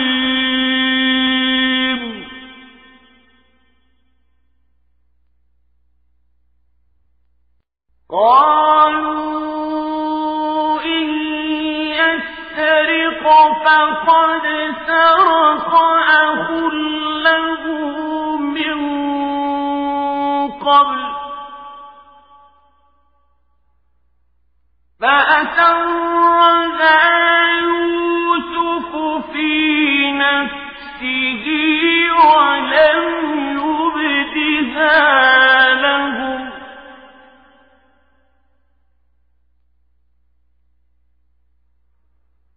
قال أنتم شر مكانا والله أعلم بما تصفون তারপর সে তার নিজ ভাইয়ের মালপত্রের তল্লাশির আগে ওদের মালপত্র দিয়ে তল্লাশি করতে শুরু করল। অতঃপর তার ভাইয়ের মালপত্রের ভেতর থেকে সে চুরি হয়ে যাওয়া রাজকীয় পানপাত্রটি বের করে আনল। এভাবেই ইউসুফের জন্য আমি তার ভাইকে কাছে রাখার একটা কৌশল শিক্ষা দিয়েছিলাম। নতুবা মিশরের রাজার আইন অনুযায়ী সে তার ভাইকে চাইলেই রেখে দিতে পারত না। হ্যাঁ, আল্লাহ তাআলা যদি চান তা ভিন্ন কথা। আমি যাকেই চাই তার মর্যাদা বাড়িয়ে দিই। প্রত্যেক জ্ঞানবান ব্যক্তির ওপরেই রয়েছেন অধিকতর জ্ঞানী সত্তা, যা বৃহত্তর জ্ঞানকেই পরিবেষ্টন করে আছে। যখন বস্তুটি পাওয়া গেল তখন তারা বলল, যদি সে চুরি করেই থাকে তাহলে এতে আশ্চর্যান্বিত হওয়ার কিছু নেই। এর আগে তার ভাইও তো চুরি করেছিল। নিজের সম্পর্কে এত জঘন্য কথা শুনেও কিন্তু ইউসুফ প্রকৃত ব্যাপার নিজের মনে গোপন করেই রাখল। আসল ঘটনা যা তা কখনো তাদের কাছে প্রকাশ করল না। মনে মনে শুধু এটুকুই সে বলল, তোমাদের অবস্থা তো হচ্ছে আরো নিকৃষ্ট। তোমরা আমাদের সম্পর্কে যা বলছো সে ব্যাপারে আল্লাহ তাআলাই ভালো জানেন।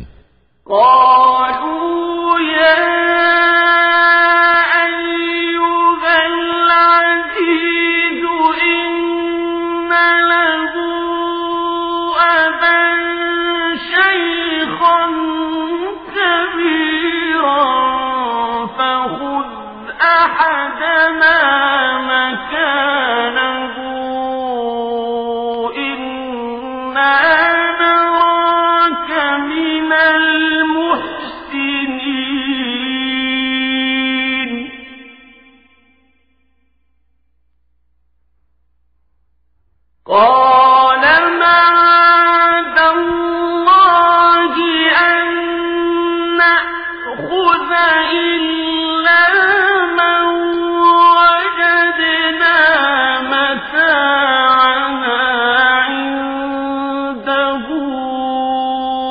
إنا إذا لظالمون তারা বলল, হে আজিজ, এ ব্যক্তি যাকে তুমি ধরে রেখেছ তার পিতা বেঁচে আছে, সে অতিশয় বৃদ্ধ। সুতরাং এর জায়গায় তুমি আমাদের একজনকে রেখে দাও। আমরা দেখতে পাচ্ছি আসলেই তুমি মহানুভব ব্যক্তিদের একজন। সে বলল, আল্লাহ তাআলা আমাকে ক্ষমা করুন, যার কাছে আমরা আমাদের হারানো মাল পেয়েছি তাকে বাদ দিয়ে অন্য কাউকে রেখে দেব কি করে? এমনটি করলে আমরা তো জালেমদের অন্তর্ভুক্ত হয়ে যাব।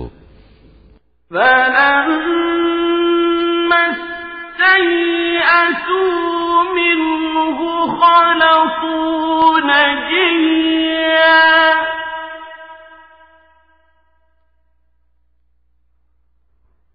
قال كبيرهم ألم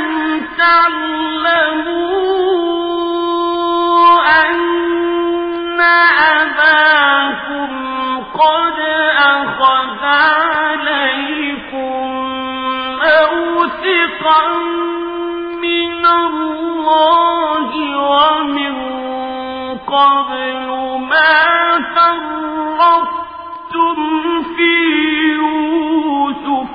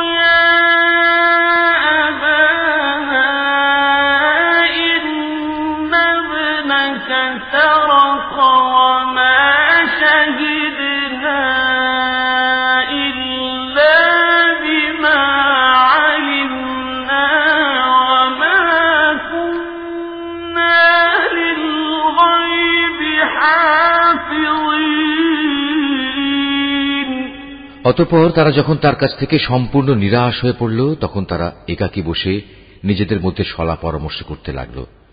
তাদের মধ্যে যে বয়সে বড় ছিল সে বলল, আচ্ছা, তোমরা কি এটা জানো না তোমাদের বৃদ্ধ পিতা তোমাদের কাছ থেকে আল্লাহর নামে অঙ্গীকার নিয়েছিলেন? তাছাড়া এর আগে ইউসুফের ব্যাপারেও তোমরা কত বড় অন্যায় করেছিলে। আমি তো কোনো অবস্থায় এ দেশ থেকে নড়ব না যতক্ষণ না আমার পিতা আমাকে তেমন কিছু করতে অনুমতি দেন, কিংবা আল্লাহ তাআলা আমার জন্য সুন্দর কোনো একটা ব্যবস্থা করে না দেন। মূলত আল্লাহ তাআলাই হচ্ছেন সর্বোত্তম ফয়সালাকারী। বয়সে বড়টিও তাদের বলল, তোমরা বরং তোমাদের পিতার কাছেই ফিরে যাও এবং তাকে বলো, হে আমাদের পিতা, তোমার ছেলে বাদশার পানপাত্র চুরি করেছে। আমরা তো সেটুকুই বর্ণনা করি যা আমরা জানতে পেরেছি। আমরা তো গায়েবের খবর সংরক্ষণ করতে পারি না।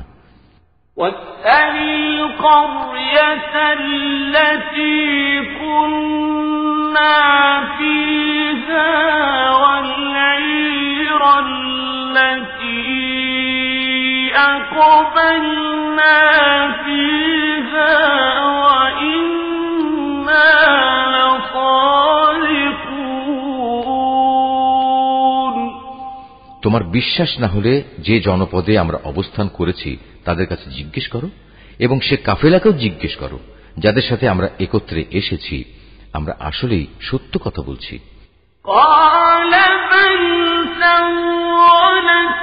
لكم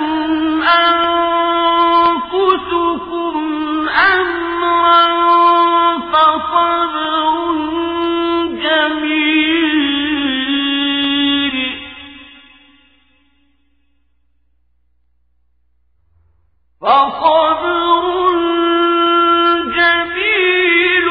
عسى الله أن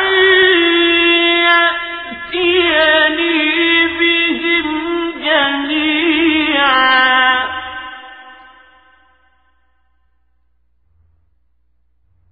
إنه هو العليم الحكيم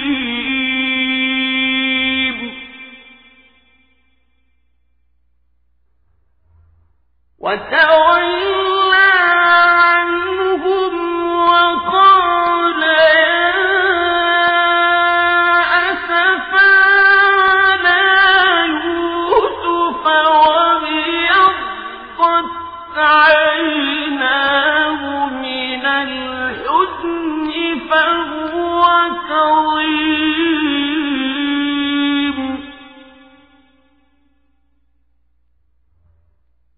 قالوا تالله تفتأ تذكر يوسف حتى تكون حرضا أو تكون من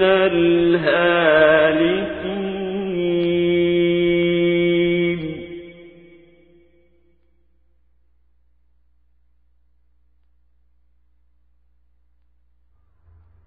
قال إنما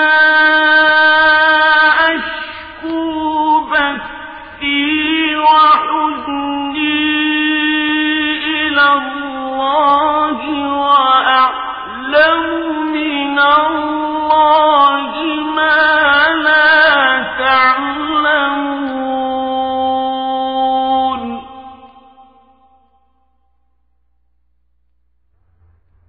يا بني اذهبوا فتحسسوا من يوسف وأخيه ولا تيأسوا من روح الله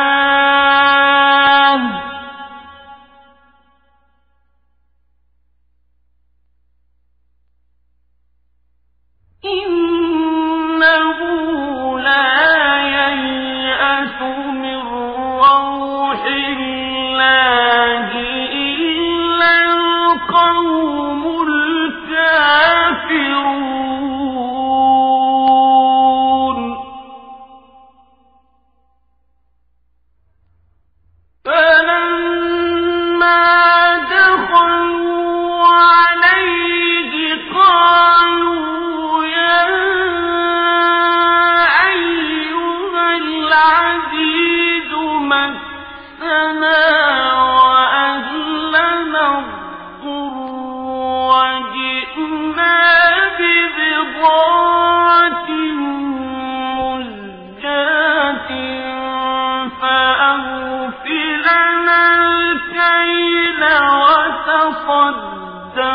علينا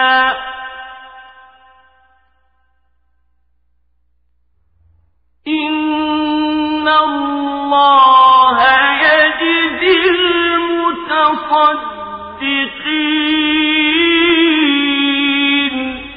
দেশে ফিরে পিতাকে তারা এভাবেই বলল। কথাগুলো শুনে সে বলল, আসলে তোমাদের মন তোমাদের সুবিধার জন্য একটা কথা বানিয়ে নিয়েছে এবং তাই তোমরা আমাকে বলছো। অতঃপর সবরই হচ্ছে উত্তম পন্থা। আল্লাহ তাআলার অনুগ্রহ থেকে এটা খুব দূরে নয়। তিনি হয়তো ওদের সবাইকে একত্রেই একদিন আমার কাছে এনে হাজির করবেন। অবশ্যই আল্লাহ তাআলা সর্বজ্ঞ ও প্রজ্ঞাময় কুশলী। সে ওদের কাছ থেকে মুখ ফিরিয়ে নিল এবং নিজে নিজে বলল, হায় ইউসুফ, তুমি এখন কোথায়? শোকের কারণে কাঁদতে কাঁদতে তার চোখ সাদা হয়ে গেছে। সে নিজেও ছিল মনোকষ্টে দারুণভাবে ক্লিষ্ট। পিতার এ অবস্থা দেখে তারা বলল, আল্লাহর কসম, তুমি তো দেখছি শুধু ইউসুফের কথাই মনে করে যাবে, যতক্ষণ পর্যন্ত না তার চিন্তায় তুমি মুমূর্ষ হয়ে পড়বে কিংবা তার চিন্তায় তুমি সম্পূর্ণ ধ্বংস হয়ে যাবে। সে আরো বলল, আমি তো আমার অসহনীয় যন্ত্রণা, আমার দুশ্চিন্তাজনিত অভিযোগ আল্লাহ তাআলার কাছে নিবেদন করি এবং আমি নিজে আল্লাহর কাছ থেকে তার কথাবার্তা যতটুকু জানি তোমরা তা জানো না। হে আমার ছেলেরা, তোমরা মিশরে যাও এবং ইউসুফ ও তার ভাইকে আর একবার তালাশ করো। তালাশ করার সময় তোমরা আল্লাহ তাআলার রহমত থেকে মোটেই নিরাশ হইও না। আল্লাহ তাআলার রহমত থেকে তো শুধু কাফেররাই নিরাশ হতে পারে। তারা যখন পুনরায় তার কাছে হাজির হল, তখন তারা বলল, হে আজিজ, আমাদের পরিবার পরিজন দুর্ভিক্ষের কারণে বিপন্ন হয়ে পড়েছে। এবার আমরা সামান্য কিছু পুঁজি এনেছি, এটা গ্রহণ করে আমাদের পূর্ণ মাত্রায় রসদ দান করার ব্যবস্থা করুন। মূল্য হিসেবে নয়, বরং এটা আমাদের বিপন্ন মনে করে দান করুন। যারা দান খয়রাত করে আল্লাহ তাআলা তাদের পুরস্কৃত করেন।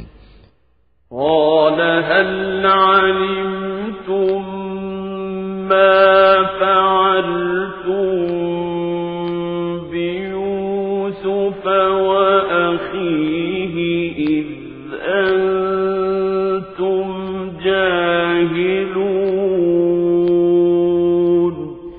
ভাইদের এ আকুতি শুনে সে বলল, তোমরা কি জানো তোমরা ইউসুফ ও তার ভাইয়ের সাথে কি আচরণ করেছিলে? কত মূর্খ ছিলে তোমরা তখন।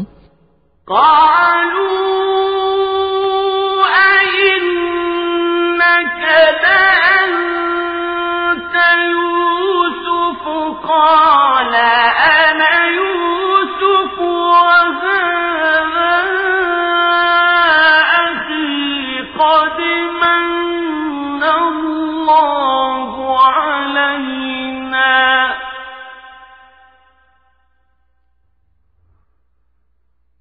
إنه من يتق ويصبر فإن الله لا يضيع أجر المحسنين قالوا تالله لقد آثرك الله علينا وإن كنا لخاطئين। তারা বলে উঠল, তুমি কি ইউসুফ? সে বলল, হ্যাঁ, আমি ইউসুফ, আর এ হচ্ছে আমার ভাই। আল্লাহ তাআলা আমাদের উপর অনেক মেহেরবানি করেছেন। সত্যি কথা হচ্ছে, যে কোনো ব্যক্তি তাকওয়া ও ধৈর্যের আচরণ করে সে যেন জেনে রাখে আল্লাহ তাআলা কখনোই নেককার মানুষের পাওনা বিনষ্ট করেন না। ওরা বলল, আল্লাহর কসম, আজ আল্লাহ তাআলা নিশ্চয়ই তোমাকে আমাদের উপর প্রাধান্য দিয়েছেন, আমরা আসলেই অপরাধী। قال لا تثريب عليكم اليوم يغفر الله لكم وهو أرحم الراحمين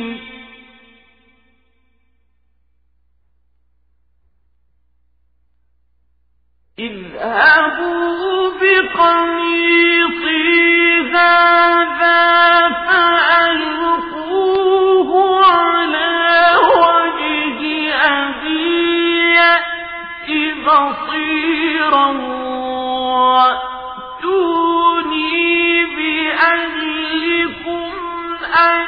معين ভাইদের কথা শুনে সে বলল, আজ তোমাদের বিরুদ্ধে আমার কোনো অভিযোগ নেই। আল্লাহ তাআলা তোমাদের ক্ষমা করে দিন, কেননা তিনি সব দয়ালুদের মধ্যে শ্রেষ্ঠ দয়ালু। এখন তোমরা বরং আমার গায়ের এই জামাটি নিয়ে যাও এবং একে আমার পিতার মুখমণ্ডলের উপর রেখো, দেখবে তিনি তার দৃষ্টিশক্তি ফিরে পাবেন। অতঃপর তোমরা তোমাদের সমস্ত পরিবার পরিজনদের দিয়ে আমার কাছে চলে এসো।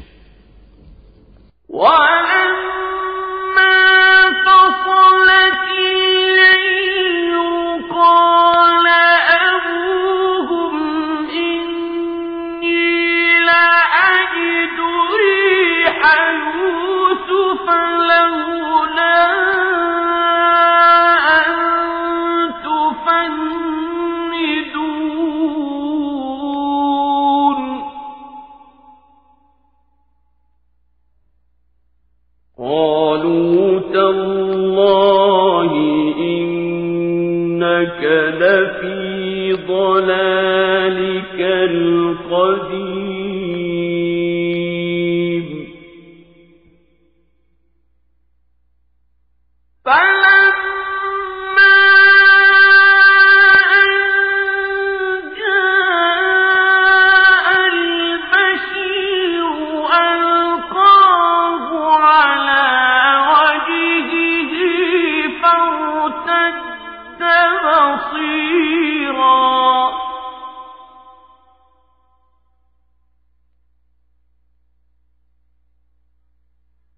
قال ألم أقل لكم إني أعلم من الله ما لا تعلمون এদিকে এ কাফেলা যখন মিশর থেকে বেরিয়ে পড়ল, তখন তাদের পিতা আপনজনদের উদ্দেশ্য করে বলতে লাগল, তোমরা যদি সত্যিই আমাকে অপ্রকৃতিস্থ মনে না করো, তাহলে আমি তোমাদের বলবো, আমি যেন চারিদিকে ইউসুফের গন্ধ পাচ্ছি। ওখানে যারা হাজির ছিল তারা বলল, আল্লাহর কসম, তুমি তো এখনো তোমার সে পুরনো বিভ্রান্তিতে পড়ে রয়েছ। অতঃপর সত্যি যখন ইউসুফের জীবিত থাকার খবর নিয়ে সুসংবাদ বাহক তার কাছে উপস্থিত হল এবং ইউসুফের কথানুযায়ী তার জামাটি তার মুখমণ্ডলে রাখল, তখন সাথে সাথেই সে দেখার শক্তি ফিরে পেল।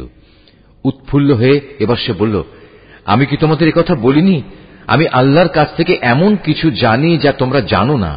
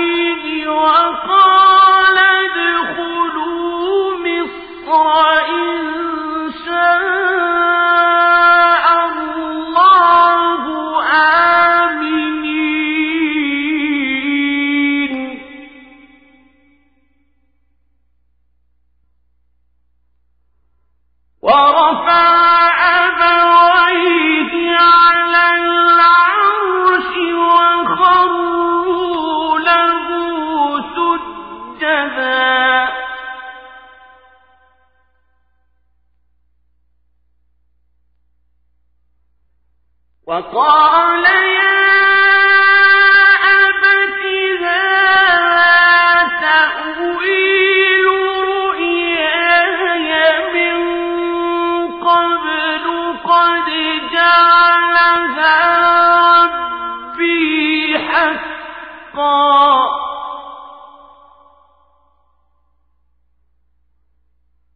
وقد أحسن بي إذ أخرجني من السجن وجاء بكم من البدو من بعد أن نزغ الشيطان بيني وبين إخوتي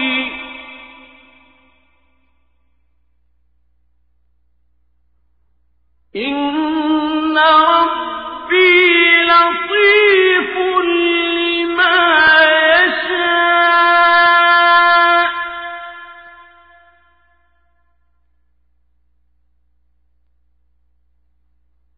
إنه هو العليم الحكيم তারা বলল, হে আমাদের পিতা, আমরা অপরাধ করেছি, তুমি আল্লাহর কাছে আমাদের গুনাহ ক্ষমা প্রার্থনা করো, সত্যি আমরা বড় গুনাহগার। সে বলল, অচিরেই আমি তোমাদের গুনার মার্জনার জন্য আমার মালিকের কাছে দোয়া করব, অবশ্যই তিনি ক্ষমাশীল ও পরম দয়ালু। অতঃপর যখন তারা সবাই ইউসুফের কাছে মিশরে চলে এলো, তখন সে তার পিতামাতাকে সম্মানের সাথে নিজের পাশে স্থান দিল এবং তাদের স্বাগত জানিয়ে সে বলল, তোমরা সবাই এবার আল্লাহর ইচ্ছায় নিরাপদে মিশরে প্রবেশ করো। সেখানে যাওয়ার পর সে তার পিতামাতাকে সম্মানের উচ্চ আসনে বসালো এবং ওরা সবাই দরবারের নিয়ম অনুযায়ী তার প্রতি সম্মানের সাজদা করল। এ সময় ইউসুফের তার অতীত স্বপ্নের কথা মনে হয়ে গেল। সে বলল, হে আমার পিতা, এ হচ্ছে আমার ইতিপূর্বেকার সে স্বপ্নের ব্যাখ্যা। আজ আমার মালিক যা সত্যে পরিণত করেছেন, তিনি আমাকে জেল থেকে বের করে আমার উপর অনুগ্রহ করেছেন। তিনি তোমাদের মরুভূমির আর এক প্রান্ত থেকে রাজ দরবারে এনে তোমাদের উপর মেহেরবানি করেছেন। এমনকি শয়তান আমার এবং আমার ভাইদের মধ্যেকার সম্পর্ক খারাপ করার গভীর চক্রান্ত করার পরেও তিনি দয়া করেছেন। অবশ্যই আমার মালিক যা ইচ্ছা করেন তা অত্যন্ত নিপুণতার সাথে আঞ্জাম দেন। নিশ্চয়ই তিনি সর্বজ্ঞ ও প্রবল প্রজ্ঞাময়। রব্বি قد آتيتني من الملك وعلمتني من تأويل الأحاديث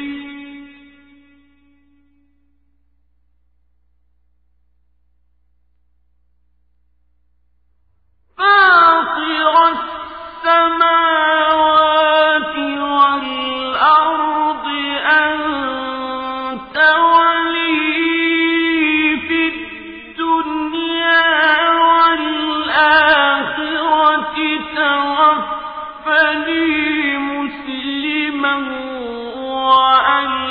وألحقني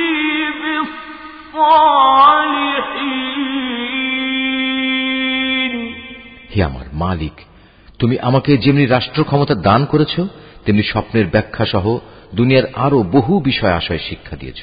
হে আসমান সমূহ ও জমিনের স্রষ্টা, তুমি আমার একমাত্র অভিভাবক, দুনিয়াতেও এবং আখিরাতেও। একজন অনুগত বান্দা হিসেবে তুমি আমার মৃত্যু দিও এবং পরকালে আমাকে নেককার মানুষদের দলে শামিল করো। ذلك من أنباء الغيب نوحيه إليك وما كنت لديهم إذ أجمعوا أمرهم وهم يمكرون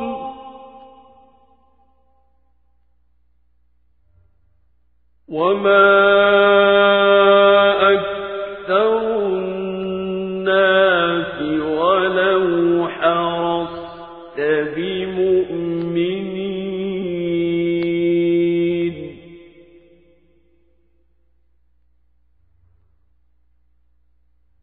وما تسألهم عليه من أجر إن هو إلا ذكر للعالمين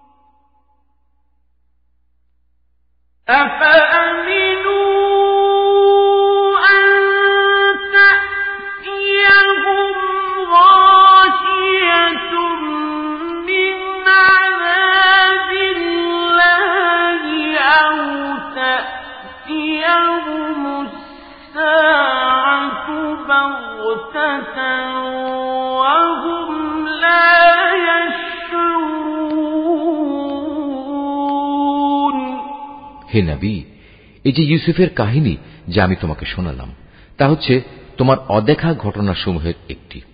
এটা আমি তোমাকে ওহির মাধ্যমেই জানিয়েছি। নতুবা তারা যখন ইউসুফের বিরুদ্ধে তাদের পরিকল্পনা চূড়ান্ত করছিল এবং তারা যখন তার বিরুদ্ধে যাবতীয় ষড়যন্ত্র চালিয়ে যাচ্ছিল তখন তুমি তো সেখানে হাজির ছিলে না।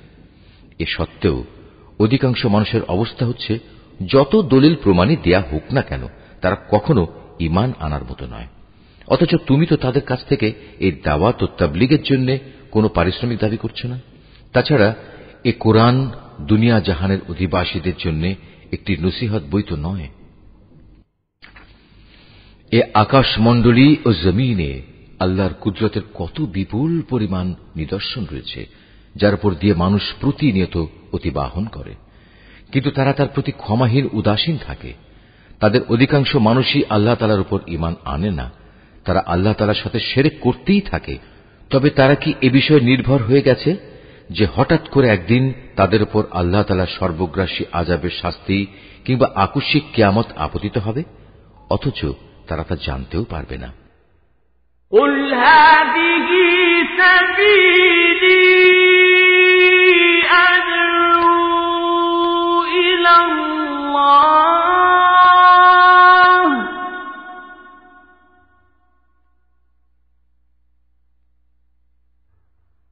عَلَىٰ بَصِيرَةٍ أَنَا وَمَنِ اتَّبَعَنِي وَسُبْحَانَ اللَّهِ وَمَا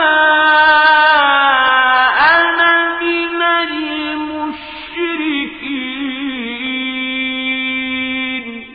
হে নবী, এদের তুমি বলে দাও, এ হচ্ছে আমার পথ। আমি মানুষদের আল্লাহর দিকে আহ্বান করি। আমি ও আমার অনুসারীরা পূর্ণাঙ্গ সচেতনতার সাথেই এই পথে আহ্বান জানাই। আল্লাহ তাআলা মহান, পবিত্র এবং আমি কখনো মুশরিকদের অন্তর্ভুক্ত নই।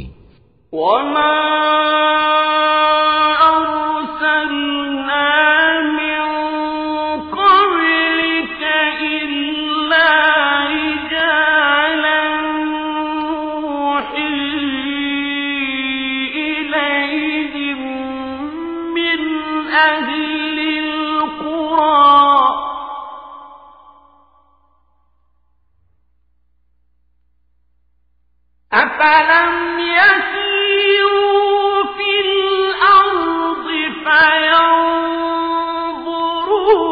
كَيْفَ كَانَ عَاقِبَةُ الَّذِينَ مِن قَبْلِهِمْ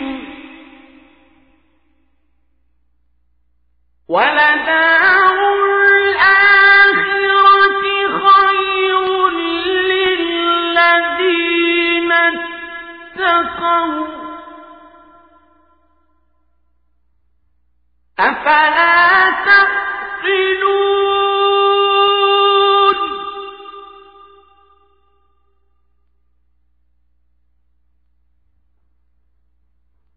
حَتَّى إِذَا اسْتَيْأَسَ الرُّسُلُ وَظَنُّوا أَنَّهُمْ قَدْ كُذِبُوا جَاءَهُمْ نَصْرُنَا فَنُجِّيَ مَن نَّشَاءُ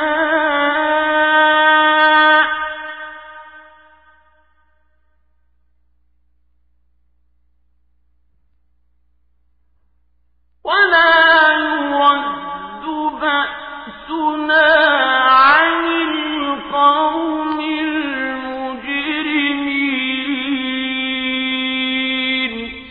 তোমার আগে বিভিন্ন জনপদে যত নবী আমি পাঠিয়েছিলাম তারা সবাই তোমার মতো মানুষই ছিল। আমি তাদের উপর ওহী নাজিল করতাম। এরা কি আমার জমিন পরিভ্রমণ করেনি? করলে অবশ্যই তারা দেখতে পেত এদের পূর্বেকার লোকদের কি ভয়াবহ পরিণাম হয়েছিল।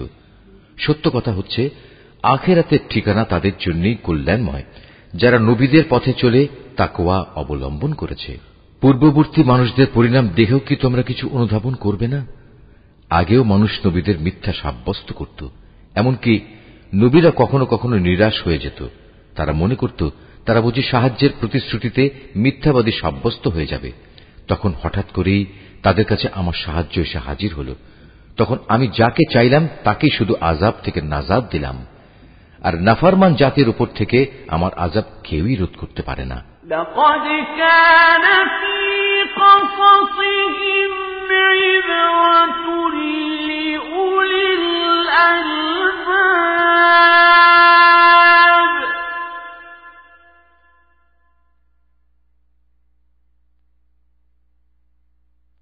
ما كان حديثا يفترى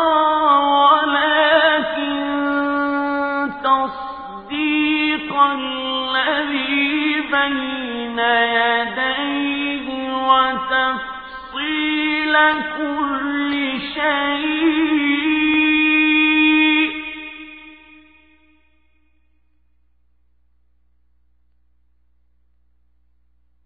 وتفصيل كل شيء وهدى ورحمة لقوم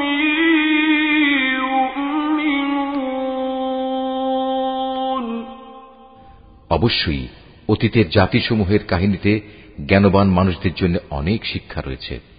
কোরআনের এসব কথা কোনো মন গড়া গল্প নয়, বরং এ হচ্ছে তারই স্পষ্ট সমর্থন যে আসমানি কিতাব তাদের কাছে আগে থেকেই মজুদ রয়েছে, বরং তাতে রয়েছে প্রতিটি বিষয়ের বিস্তারিত ও সঠিক ব্যাখ্যা। সর্বোপরি এতে রয়েছে ঈমানদার মানুষদের জন্য হেদায়েত ও রহমত।